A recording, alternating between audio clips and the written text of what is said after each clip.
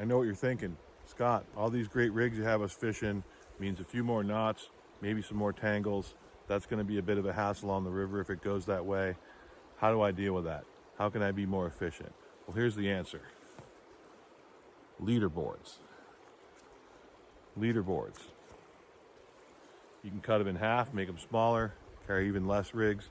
Basically what you're doing is you're sitting down at home, you're turning on my videos, you're tying up a bunch of rigs, you're heading out fishing, you're just gonna have them right there, all the way down to the weight.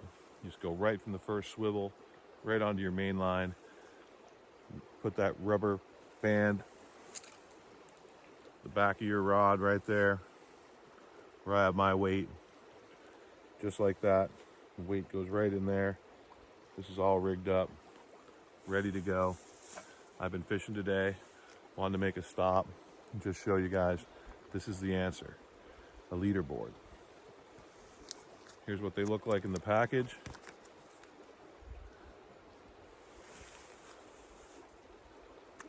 This thing's about 7 inches long, 4 inches wide. You basically wrap.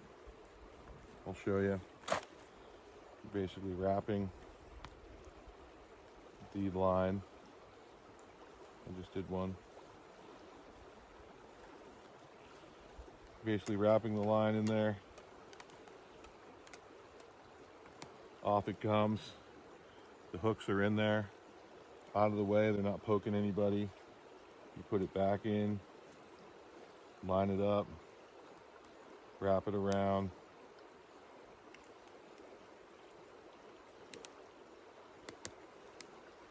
Lock it back in. The line's protected. It's not getting nicked. The line's in there. You can keep it in a Ziploc bag. I'll show you. Keep other flies in here. You know, we have a strong salmon run in this river here, so in a few weeks to a month we'll be fishing eggs behind spawning salmon for big trout. Of course, I keep several of the rubber leg stonefly rigs on there with the squirmy wormy. It's more of a backcountry edition. Cut it down. And of course, if you're looking for them in the store, they look like that there. With that said, make the announcement for next week. You'll see a nice catch. Streamer fly. You know, we got the streamers on there. Use a little bit different streamer than the one you see here. When I catch a nice trout on a streamer, show you an awesome spot, nice deflection seam. But also in that video, the description will include all the Amazon affiliate links to these products. So you can go one-stop shop all the way down to the swivels, the split shots, the bobbers, the shish kebab skewers, the leaderboard, the flies, all that stuff I'll have in there so you guys can check it out. If it's something you want to pick up, you feel these rigs are effective, give it a look. The last thing I wanted to touch on today was kind of the EDC, the everyday carry kit for your drop shot nymph rig.